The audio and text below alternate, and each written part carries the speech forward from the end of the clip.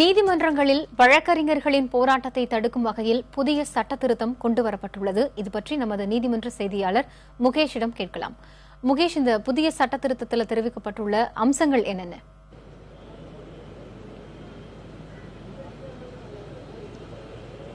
காயத்ரி, இந்த சட்ட திருத்தம் பார்த்தீங்கன்னாக்க 1961ஆம் ஆண்டு வழக்கறிஞர் சட்டத்தில் இந்த சட்ட திருத்தம் கொண்டு வந்திருக்காங்க. இந்த சட்ட திருத்தத்துக்கு வழக்கமாக சட்டமன்றம், பாராளுமன்றம் மட்டுமே திருத்தங்கள் கொண்டு வர நிலையில் உயர்நீதிமன்றத்துக்கு தனிப்பட்ட அதிகாரம் வழங்கப்பட்டிருக்கு. இந்த சட்டத்தில் அந்த உயர்நீதிமன்றத்திற்கு வழங்கப்பட்ட அதிகாரத்தின் அடிப்படையில் ஏறத்தாழ 6 அல்லது 7 நடவடிக்கை, குறிப்பாக 6-7 நடவடிக்கைகளை குறிப்பிட்டு இந்த நடவடிக்கைகளில் ஈடுபடும் வழக்கறிஞர்களை தடை விதிப்பதற்கு அந்தந்த நீதிமன்ற நீதிபதிகளுக்கு அதிகாரம் வழங்கப்பட்டிருக்கு.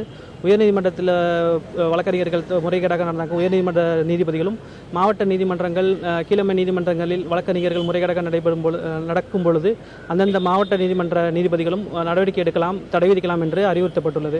அதில் குறிப்பாக பார்த்தீங்கன்னாக்க நீதிபதிகளுக்கு எதிராக போராடுபவர்கள், நீதிபதிகளின் பெயர்களை தவறாக பயன்படுத்தி பணம் வசூல் செய்பவர்கள், நீதிபதிகளிடம் தன்னால் காரியத்தை சாதித்துக் கொள்ள முடியும் என்று வழக்காடிகளை ஏமாற்றுபவர்கள், மது அருந்திவிட்டு நீதிமன்றத்துக்கு வருபவர்கள், இவ்வாறு ஒரு 7 பிரிவுகளை பிரித்திருக்கிறார்கள்.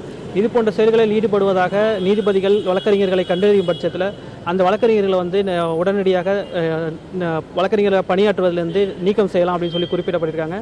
நீக்கம் செய்த பிறகு அவரிடம் உரிய விளக்கம் பெற்று இந்த நடவடிக்கைகளை மேற்கொள்ள தொடர்வதா கைவிடுவதா என்பதை அந்தந்த நீதிபதிகளை முடிவு எடுத்துக்கணும்.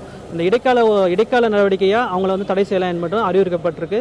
இது தொடர்பான அறிவிப்பாணையை சென்னை உயர்நீதிமன்ற தலைமை பதிவாளர் ரவீந்திரன் கடந்த 20ஆம் தேதி வெளியிட்டிருக்காரு. இந்த 20ஆம் தேதி வெளியிடப்பட்ட அறிவிப்பாணையோட நகல் அரசிதழுக்கு அனுப்பப்பட்டது. அந்த அரசிதழில் கடந்த 25ஆம் தேதி, மே 25ஆம் தேதி அரசிதழில் இந்த அறிவிப்பாணையாகவும் வெளியிடப்பட்டிருக்கு. காயத்ரி, முகேஷ், தற்போது இந்த சட்ட திருத்தம் கொண்டு வருவதற்கான நோக்கம் என்ன?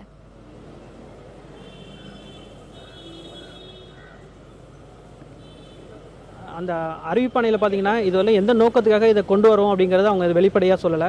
ஆனால் இதோட பின்புலனை பார்த்தீங்கன்னா கடந்த 1.5 வருடங்களாக வழக்கறிஞர்கள் பல்வேறு போராட்டங்களிலும் ஆர்ப்பாட்டங்களிலும் நடைபெற்றிருக்காங்க.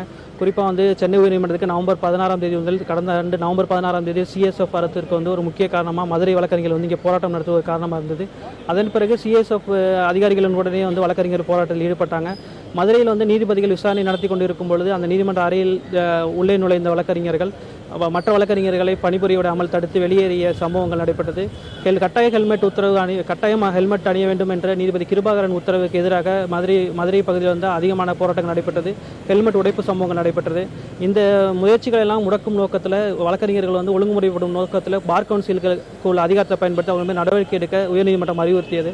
அதன்படி பார் கவுன்சில் 44 வழக்கறிஞர்கள் தகுதி நீக்கம் செய்து, இடைநீக்கம் செய்து அவங்க மீது விசாரணை நடத்திட்டு இருக்காங்க. இதனிடையில் அந்த 44 பேரில் ஏறத்தாழ 13-14 பேர் வழக்கில் இருந்து விடுவிச்சிருக்காங்க. இது தாங்கள் முன்னாடி எடுத்த நடவடிக்கை சரியில்லைன்னு ஒருவேளை நீதிமன்றம் நினைத்திருப்பதின் பின்னணியாக இந்த தனக்குள்ள சட்டத்திருத்தம் கொண்டு வரும் அதிகாரத்தை பயன்படுத்தி இந்த சட்டத்திருத்தம் கொண்டு வந்திருக்கலாம் என்று பேசப்படுகிறது. காயத்ரி, முகேஷ், இப்போ இந்த சட்ட திருத்தத்தை வழக்கறிஞர்கள் எப்படி பார்க்கிறார்கள்? அவர்களுடைய கருத்து என்ன இது குறித்து?